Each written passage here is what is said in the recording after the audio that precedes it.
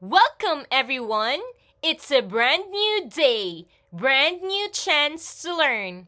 I am Mom Diane, and I'm very excited to bring you today's lesson.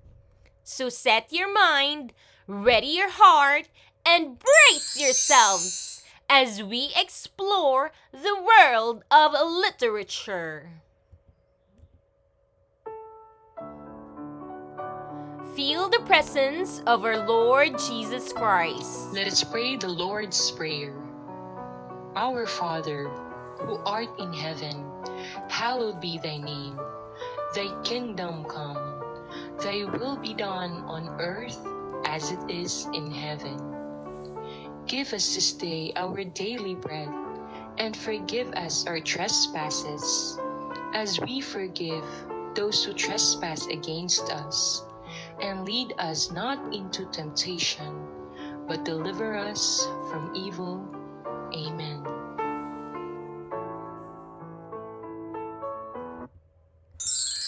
Last week, we discussed Quarter 3, Module 2. We talked about the use of appropriate oral language, stance, and behavior in giving information. At the end of the discussion, you were asked to complete all your tasks in your Quarter 3, Module 2. Before we check your tasks in your Quarter 3, Module 2, let us first recap our previous discussions.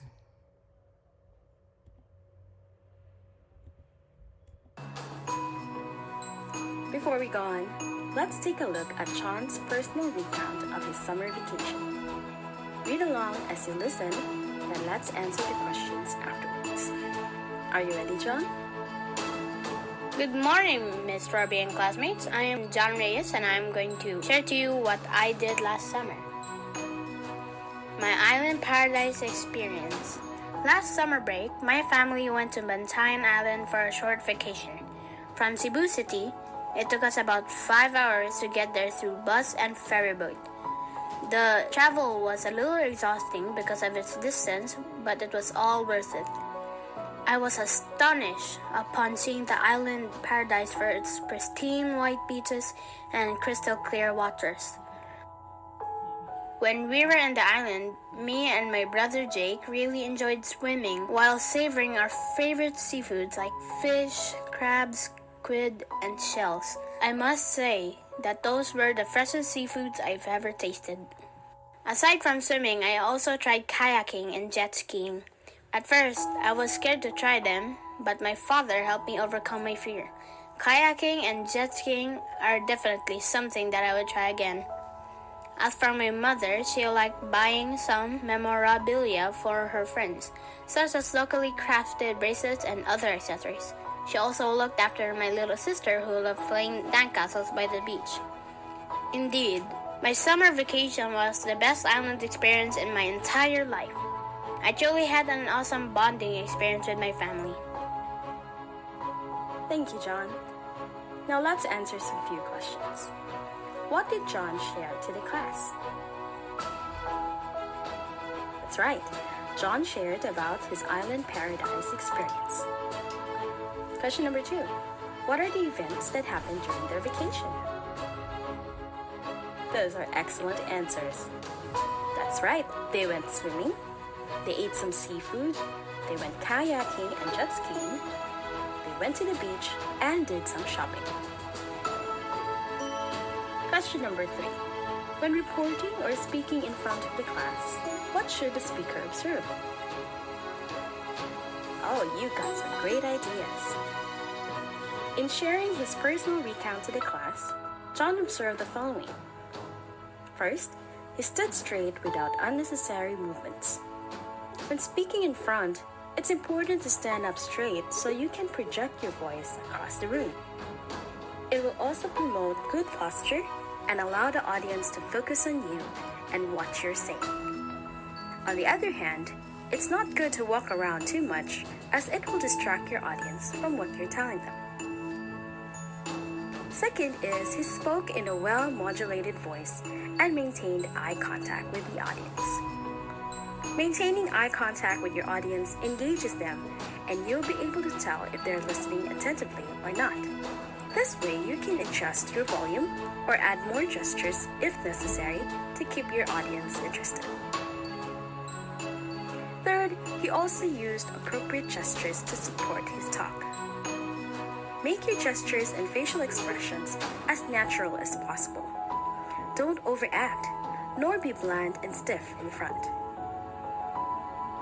More importantly, he used grammatically correct language and appropriate vocabulary for his topic. Make sure that before you speak in front, you have your notes that have been proofread, meaning they were already checked for errors in grammar and spelling and the like. Lastly, he followed the time limit given. There is a general rule in speaking and writing. Keep it short and simple. Not too short, but not too long as well.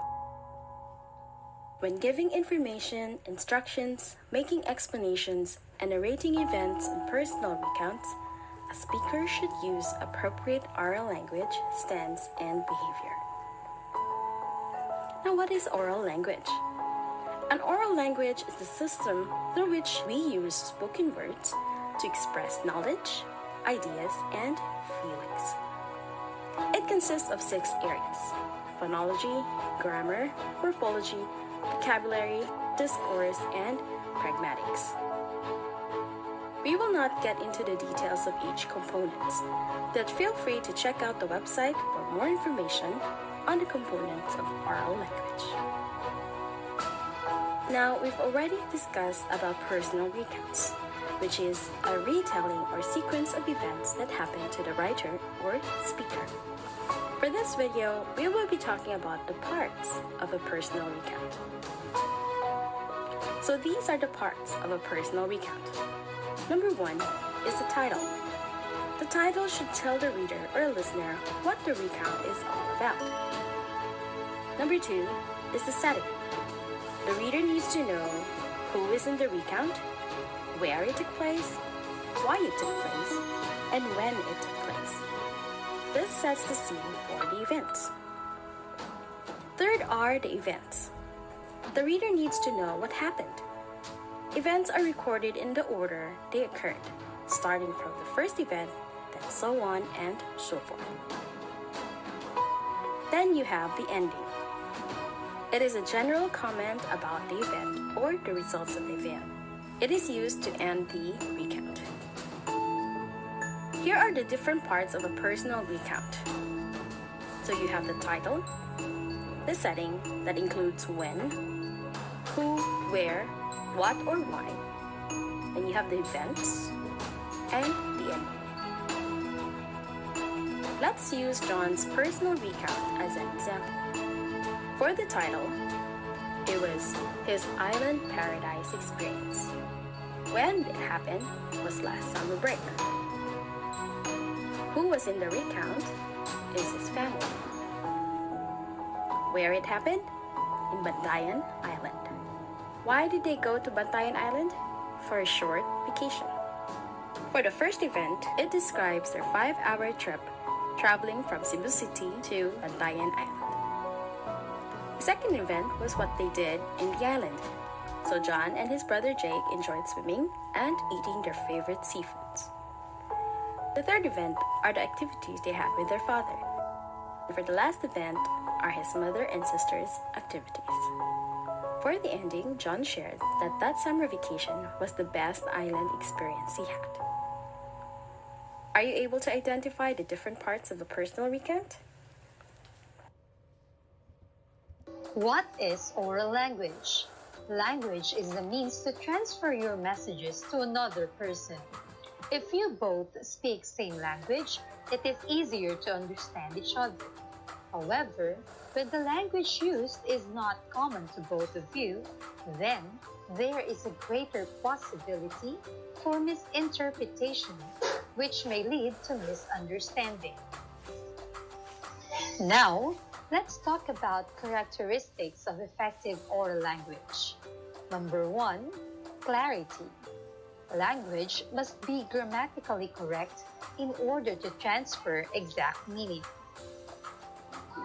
Number 2, directness. Effective oral language is also direct and conversational. Make large use of personal pronoun. For number 3, appropriateness. Language must be suitable to the purpose of the speaker. It should meet the needs and expectations of your listener. Also, it should be vivid. To hold the attention and maintain interest of your listeners, use varied, concrete, figurative, and original expressions. Now, let's talk about tense and behavior. This is conveying message not through words, but through bodily actions. Here are the examples. Number 1, stand with confidence. To prevent swaying or rocking while talking in front of others, spread your feet about 6 to 8 inches apart parallel to each other to achieve a comfortable speaking position. Number 2, face your audience with your hands on the side with your chin up. This will help you appear open and sincere to your audience and give the impression that you are in control of the situation. When you are in front of your audience, avoid the following as much as possible. Crossing your arms. This makes you look defensive. Hands at the back or in your pocket, as if you are hiding something. Next, hands on hips. It makes you seem aggressive, as if you're bullying your audience. Then, hands on chin, as if you're not ready with what you're going to say, or it seems that you're still thinking of what to say. 2 hands cupped in front of your chest makes it look like you're covering something in front. For number 3, use your hands to emphasize your message when speaking. If relevant gestures are used at the right time, your message will be easily understood. These gestures can be used to emphasize the point you are making, shake your fist to show you are serious, or make an OK sign with your fingers. Suggest something. Shrug the shoulders to show that you don't know.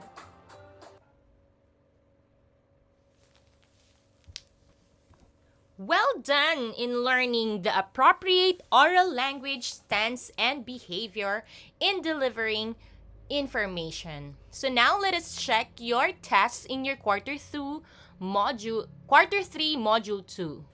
Okay, so now let us check your pre-assessment activity. You are asked to answer this through Google link. So number 1, it refers to the position in which someone holds their body when standing or sitting. Again, you can check also your answers that you have written in your English notebook. So, is it posture, balance, rapport, or gravity?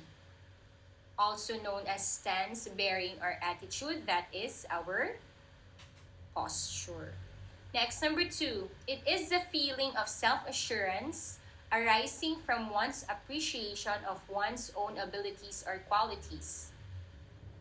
What do you call that feeling? Is it trust, promise, confidence, or regret? Okay, that is confidence, showing the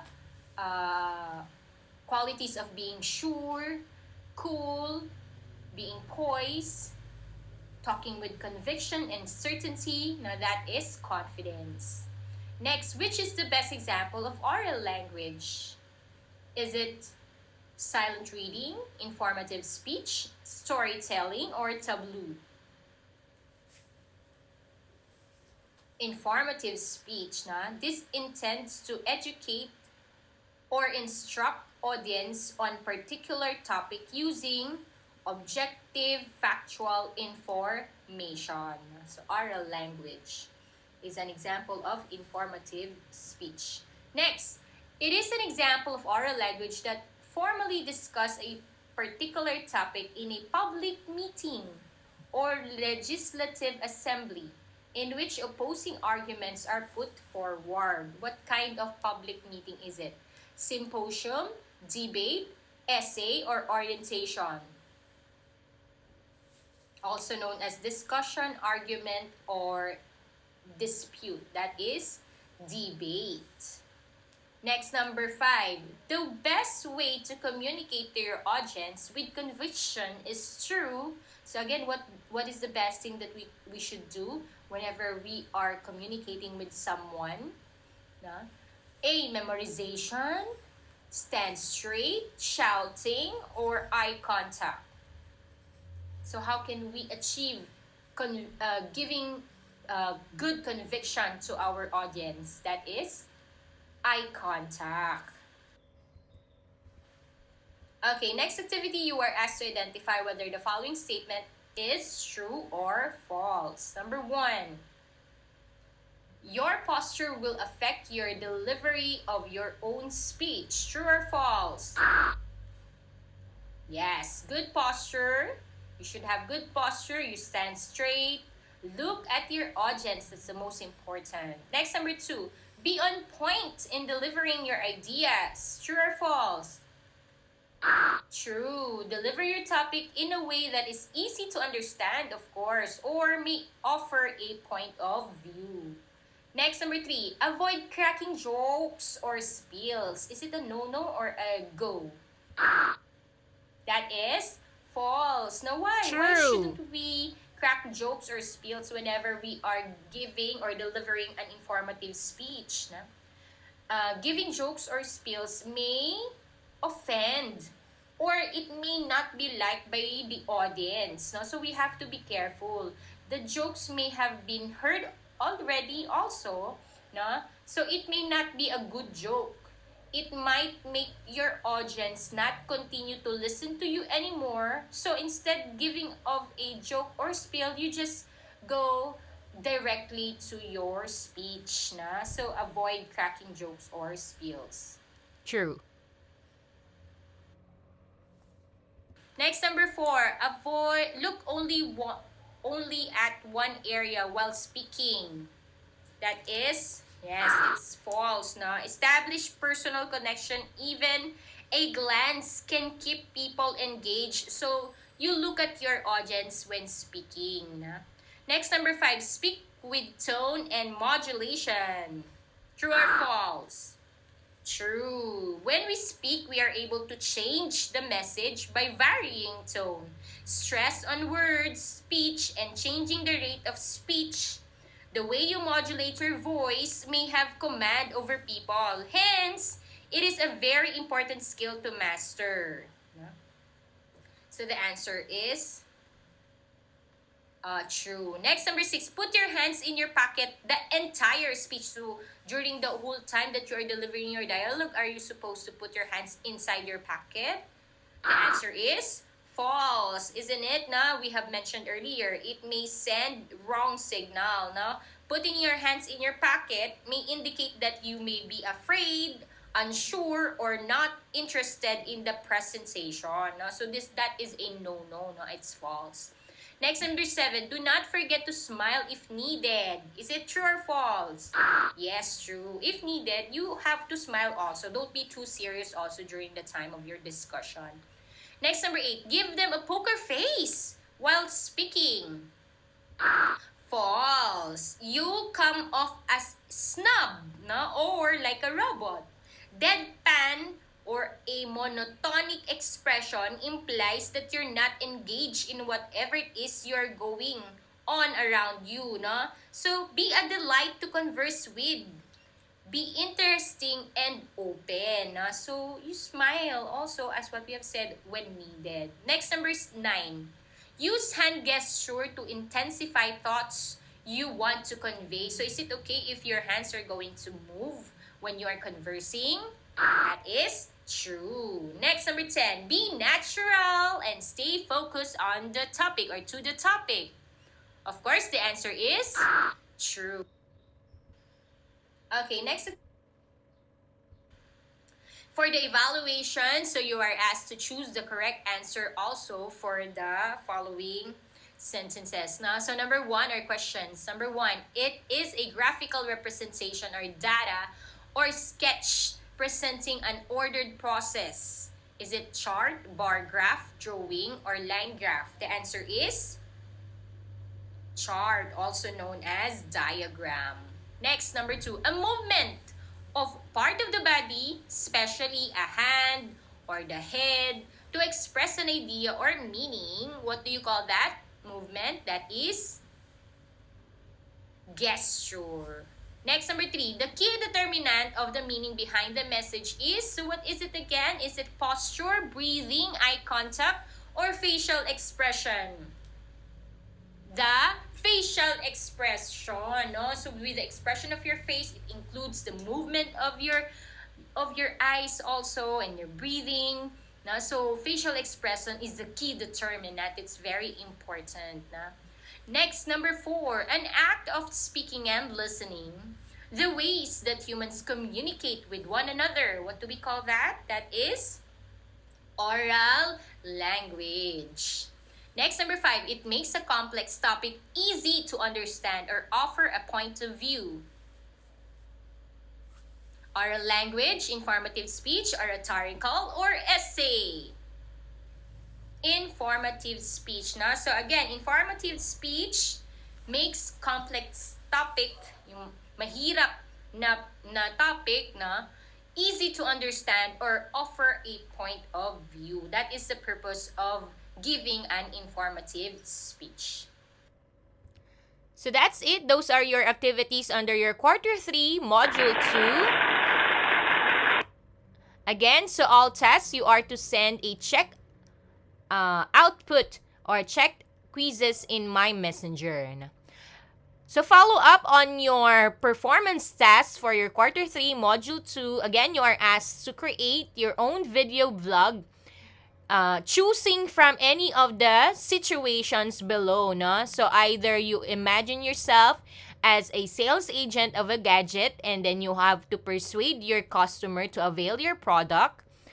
Second choice, imagine you are a student leader inviting your classmates or group mates to become member of the organization.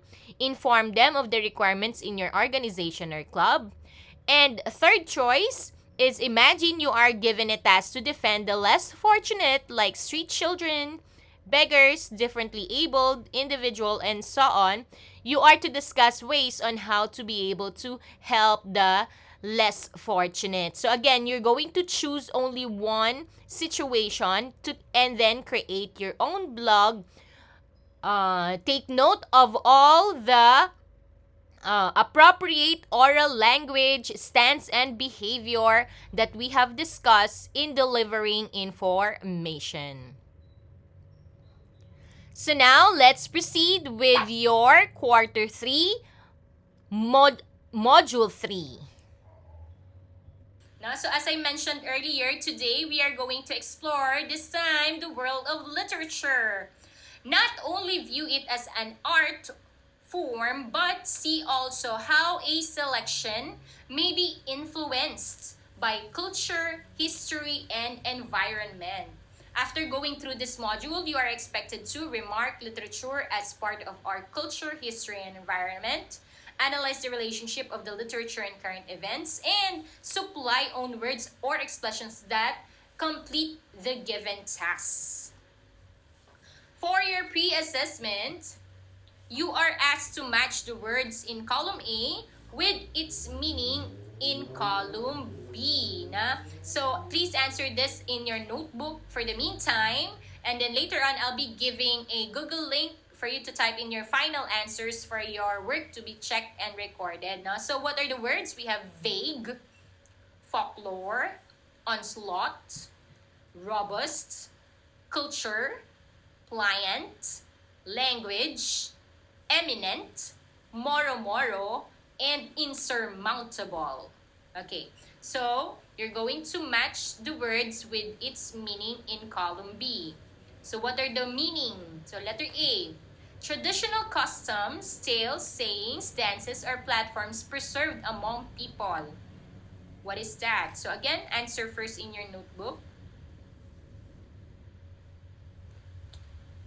Okay, next, letter B. Yielding to others. Meaning flexible or bendable or can be able to work with others. Next, letter C. Or Comedia, a folk drama based on the battles between Christians and Muslim Moros in the Philippines. So, meaning it's either a drama or a comedy story that shows the battles between Christian and Muslim. What is it? Next, letter D. Famous and respected. Letter E. Not clearly expressed. Meaning unclear or unprecise, indefinite. Next, letter F. A system of communication used by a particular country or community. System of communication. So it is either a lingo, vernacular, dialectal. It includes our grammar system and structure of sentences. What is that? Next, letter G. Exhibiting health. Meaning vigor, strong, or tough. Antonym is weak. Exhibiting health.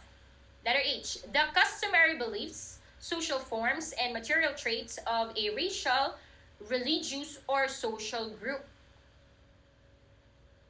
So it includes the values, principles, beliefs of a nation or group of people. Next, letter I.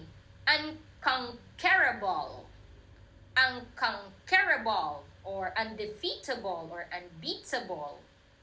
What is it? And letter J. An especially fierce attack. What do you call that? Or an assault or an ambush. Okay, so answer first in your notebook and later I'll be sending to you the Google link where you can type in your final answers. Alright, so all those words are in our selections that we are going to read today, na? But before we go on to that one, let us first recap, na? So in your social studies lesson, so social studies, na? Meaning you study about societies, the world culture or cultura is one of the words that you have been hearing most of the time. Of course, no? As it apparently speaks about the way we normally view experiences, gain knowledge, beliefs, values, attitudes towards things, religious standards, and even material objects or possessions acquired by a group of people from our previous generations, na? Which means that it is a study of culture wherein it shows us about our view of experiences, the knowledge that we gain, no? Yung ating kaalaman, ang ating beliefs, paniniwala o pamahiin, saan natin nakuha, ano ba yung history behind it, values, ang ating mga kaugalian, attitudes toward things o yung ating pananaw, bakit ganito ang ating mga pananaw or pananaw ng isang grupo, religious standards, paniniwala, and even material objects or possessions acquired by a group of people from our previous generations. No? Therefore, different groups of people may have different cultures, no?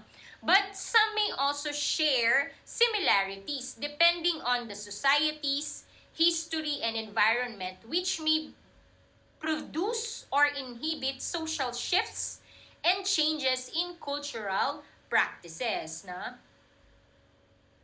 Culture is visibly, therefore, influenced midst and among societies, history, and environment, which we may also produce or prevent social changes and shifts in cultural practices. It affects our literature. So kung ano man ang mga nangyayari, ano ba yung mga paniniwala natin, it is also reflected in our literature, no? As the characters of the stories, themes, and morals often reflect these beliefs, values, and attitudes. History is known as the written narration of past events, and it also, of course, influences our literature in many ways. It could serve as the subject of literature, time frame of great periods of history, and it affects the mood and mentality of the writers. Na? Siyempre kung ano yung ating mga nararamdaman ng ating mga ninuno, kung ano yung nakikita nila, they put it into writing. No? And so, it also becomes part of our history. Environment refers to all the things that surrounds us. It also includes the totality of social and cultural situations that influence the life of the individual or community. This affects our literature as the writers write in an environment that inspires, motivates, and stimulates their creativity. Noong unang panahon, whenever we experience something, we write it through documents, transcriptions, and so forth. No? Same also to this day, no? But there was an added mode wherein we could be able to share our artwork or literature, and that is through the use of social media or through the use of internet. No? And all of these changes and improvements have become part also of the things that influences our literature.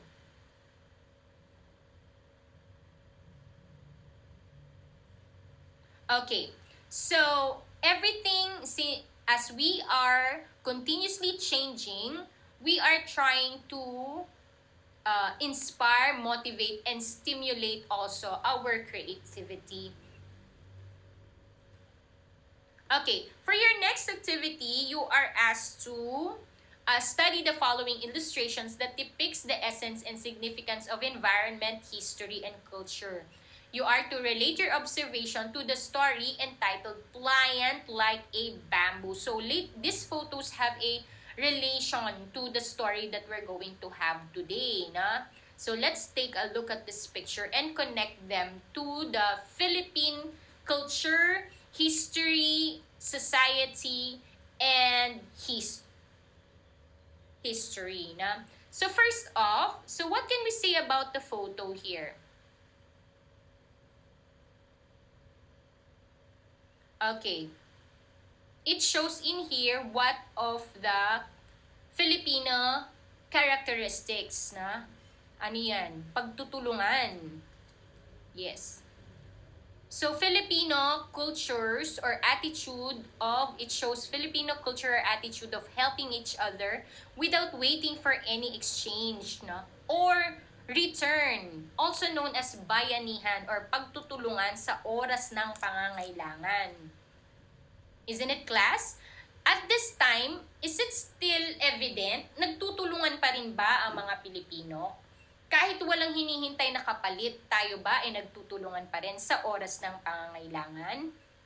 Okay. Now, what are other cultures or attitudes of which Filipinos are known for aside from being matulungin or maaasahan? So, we have close family ties, close tayo sa family natin, di ba? Pious or having great reverence to God. Respectful, especially to elders. Ano pa ba? Pagmamano, pagsasabi ng po at opo, at kung ano-ano pa. No? So maraming kultura or attitude na very evident sa ating mga Pilipino. Ngayon ba, ginagawa pa rin natin itong mga bagay na ito? Of course. No? Now, let's go with the next photo. What does this photo reflect about Philippine culture? Okay. So, the land of the Philippines have been known to the whole world for its richness, not only in culture but also in natural resources. Tayo daw ay mayaman sa ating mga tinatawag na ingat yaman, no? Yamang tubig at yamang lupa. Ito ang dahilan kaya ang ating bansa ay sinasakop din ng mga taga-ibang bansa, 'di ba, class? No? Kasi tayo daw ay rich in natural resources, both yamang tubig at yamang lupa, na. Okay, so next one. What can you say about the next photo? What can you see here? So meron tayong mga nakikita ang mga namamatay. There is like a war here. And there are foreigners na. Okay, so what can you say about this photo?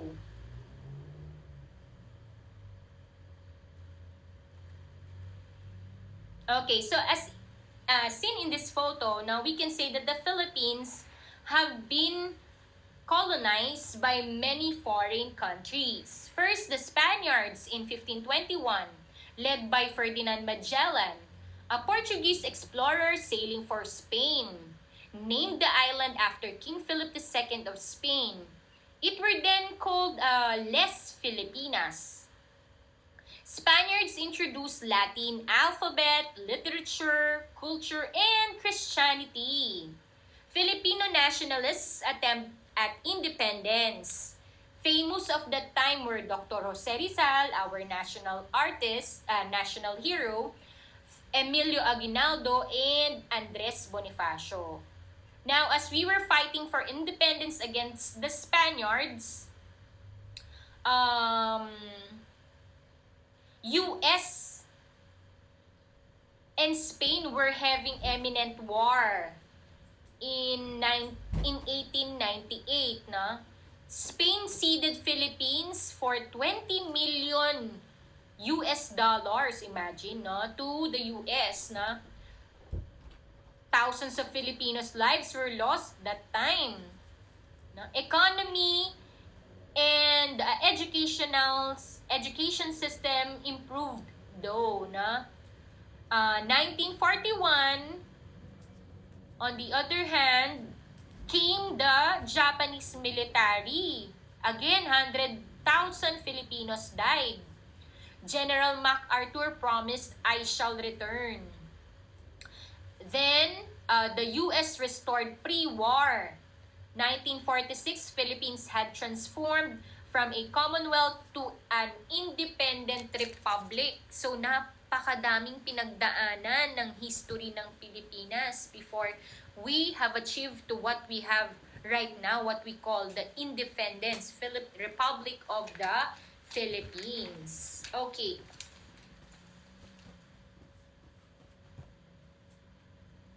So, during the apprenticeship period, so during this time, maraming mga naisulat na literature ang mga Pilipino. Kahit na marami tayong pinagdaanan, or lalo na marami tayong mga pinagdaanan, maraming mga nanakop sa ating bansa, no? So, during this time, apprenticeship period, 1910 to 1945, the literature thrived during the period and came in 3 languages. So our own language, and then we learned Spanish, English, and of course, Filipino. The word apprentice means beginner. So nung unang panahon, no? So we call that apprenticeship period. By 1910, the Filipinos had learned foreign tongues. So kung sino man ang nanakot sa atin, trinay nila na turuan ang Pilipinas sa kanilang ways and cultures. And so what happened? The Philippine cultures have been richer also because of this. Marami rin tayong natutunan dahil sila, trinay din nila, naturuan tayo ng kanilang mga ways and cultures. Na? And they were writing, the Filipinos learned to write, read, and speak in Spanish. Then we learned to speak in English. Na? Given with that history, culture, and environment, many writers during this time imitated the way Americans write. So, naging magaling din tayong manunulat, no? Sa Ingles, noon sa Spanish, and then sa Ingles, no? Or English. Now, let us read the one of the selections. This one selection during the apprenticeship period. So, it was written during this period, no? Okay, so this selection is written by Ismael Villanueva Malyari, no? He wrote poems and short stories and was one of the early Filipino writers in English. He is ranked as leading literary and art critic in the Philippines. And this is one of his work, Client Like a Bamboo. Now, his other famous works, The Stranger, focus mainly on the life of a regular person to a good believing person. So maniwala sa sarili. He had a gift of laughter as shown in his book When I Was a Little Boy. So ano din siya, nagsusulat din siya ng nakakatuwang mga story na he was a teacher in Philippine Normal University of the East. He wrote Values or Kaugalian, which talks about the values that people might have developed that should be changed by learning how to appreciate life. No? So, kailangan daw magbago at kailangan natin i-appreciate ang life natin. Yun ang matututunan naman natin from that literary work of his. No? Now, let's go back to this story that we're about to read. No? And that is Pliant Like the Bamboo. Pliant. Okay, so matatag, kagaya ng bamboo tree, na? So that is the title of our story. So it's very important that we read the title, and from the title of the story, we try to give an impression, or we try to view, or we try to think about, so what is this story all about, no? So Pliant Like a Bamboo, since it is written during the time of the Apprenticeship Period, kung saan maraming nanakop sa ating bansa, and the title is Pliant Like a Bamboo, na flexible like a bamboo or resilient like the bamboo, then it can give us an idea of what is the selection is about. Na? Okay.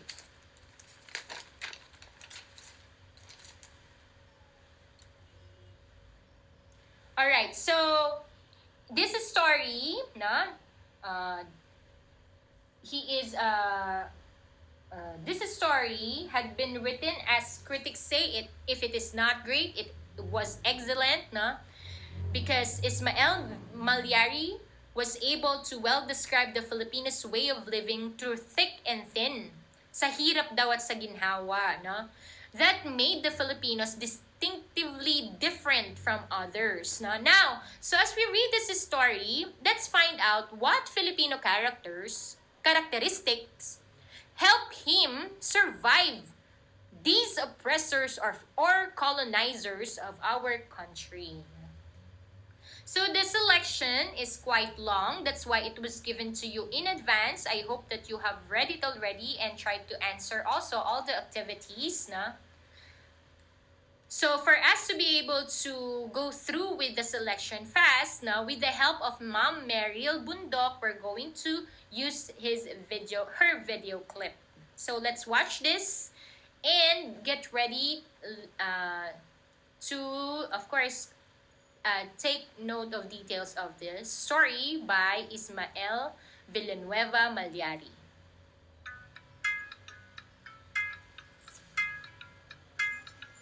There is a story in Philippine folklore about a mango tree and a bamboo tree, not being able to agree as to which was strongest of the two.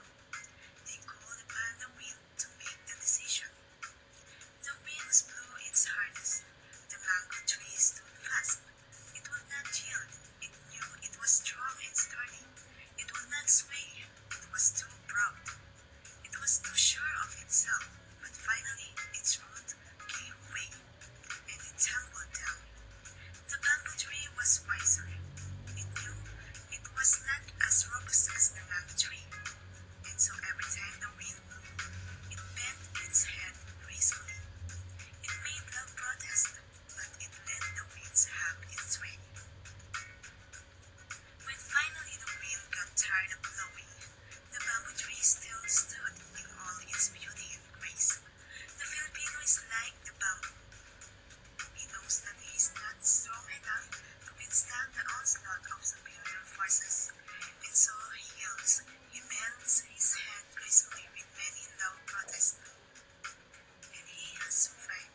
The Spaniards came and dominated him for more than 300 years, and when the Spaniards left, the Filipinos still stood, only much richer in experience and culture. The Americans took the place of the Spaniards. They used more subtle means of winning over the Filipinos, who embraced the American way of life more readily than the Spaniards' vague promise of the hereafter. Then the Japanese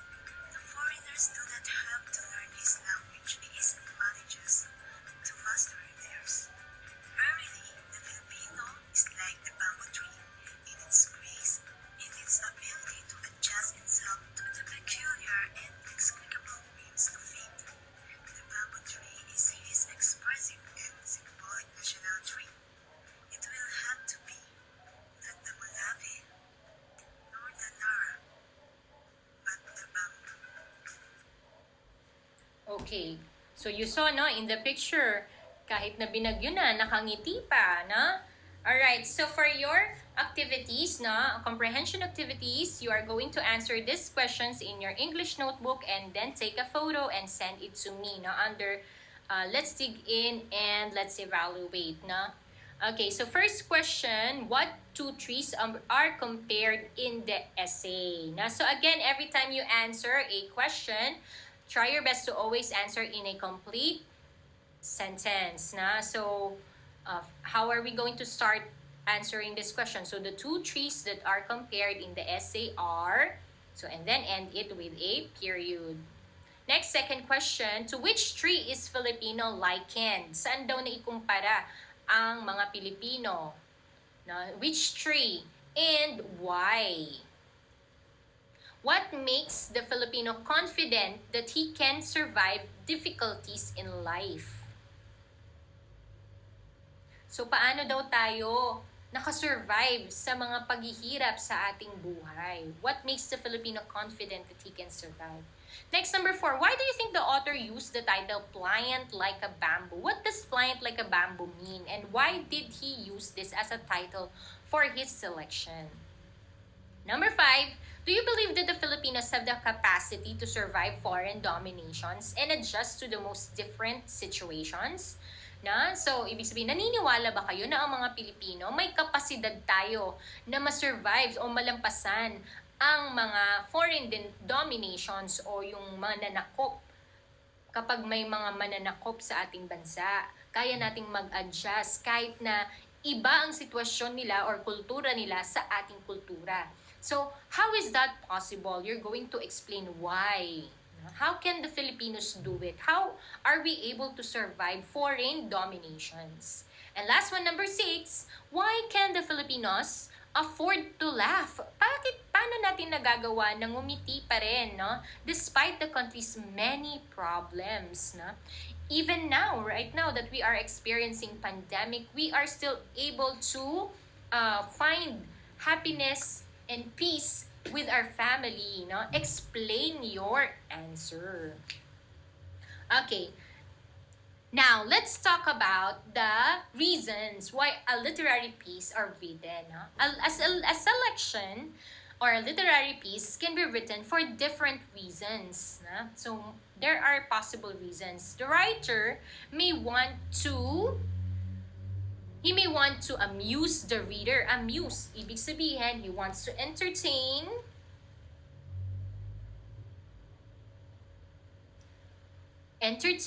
Gusto niya mapatawa o malungkot ang kanyang tagabasa, to make a serious point or talk about a certain topic or content, to create a picture, meaning to describe an idea or a concept using descriptive words, or to share a feeling or impression. Okay, now, in this story, Pliant Like a Bamboo, what do you think is the reason why the writer wrote this selection? Is it to amuse the reader, make a serious point, or to create a picture, or to share a feeling or impression? What do you think is the reason of the writer why he wrote this story? Okay, so the answer is right, not to make a serious point. Na? The story showed the true meaning of humility that was exemplified by the bamboo tree. Na? Like the Filipinos, we bend but we do not break. We are flexible yet we are firmly rooted. Na? Filipinos knew that we were not strong enough to withstand, sabi nga dun sa selection. Na? We were not strong enough to withstand the invaders, and so what do? We yield. Na? We become flexible. Whether they use subtle means of winning or came like a plague of locusts, Filipinos learned to bow their heads low and still stood richer in experience and culture. Na? So, therefore, Let us remember that the writings in our Philippine literature are not just merely from the word of mouth or hearsay. Hindi lang gawa-gawa itong mga literature or selections natin sa Philippine literature. It is showing our history, our culture, lahat ng pinagdaanan natin. It is created by the people who are influenced by culture, history, and environment. Iyon ang kanilang naramdaman, nakita at pinagdaanan at nilathala nila sa pamamagitan ng panulat. No? Okay, so like you and me, we can all influence and inspire others through literature and small or big things we can do in our daily lives. No? So that is true writing a selection. Now, for your application, you are asked to write your insight about this statement currently given by our DOST Secretary regarding this pandemic. Na? So, what is that statement? Now, in that statement, you're going to give your opinion, reaction, and thoughts in 3 to 5 sentences. Na? Now, these are the rubrics. Na? Be able to express your opinion, reaction, and thoughts about the statement, showing critical thinking, personal reflection, and surface features. What does this mean? Critical thinking, rich in content, meaning your ideas are insightful analysis, synthesis, and evaluation. You have a clear connection made to real-life situation or to previous content. Na?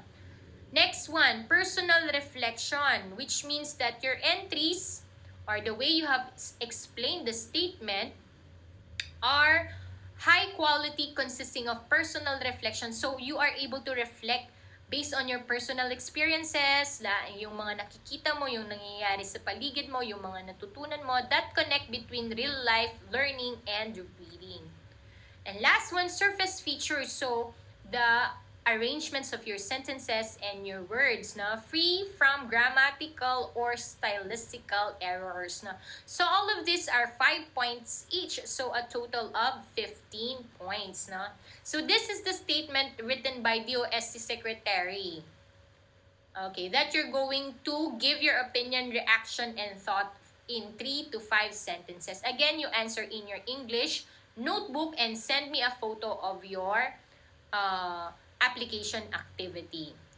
She says that Filipinos' natural resiliency and creativity are greater amidst this pandemic. So this time we're talking about the pandemic, and that is the events or the situations that we are in right now, that we are having COVID-19 disease. No? So it says in here, Filipinos' natural resiliency and creativity. What do you mean by that? Resiliency and creativity. No? Now, since we have resiliency and creativity, we are greater. Filipinos are still great amidst this pandemic. No? So, explain, give your thoughts, give your reaction, and give your opinion in 3 to 5 sentences. Again, make sure that you will express critical thinking, personal reflection, and surface feature as you do your application. Okay, so for your final evaluation, you are asked to answer the following questions based on what you have read in the story. So you write your answers, A, B, C, or D, on the space provided in your module or in your answer sheet. For more information, you can visit the following links. These are used in your Quarter 3, Module 3. So that's it. All your tasks, you are to send a photo of your outputs in my messenger. Thank you so much for attending our online classes. God bless you all. Stay safe. Goodbye, everyone.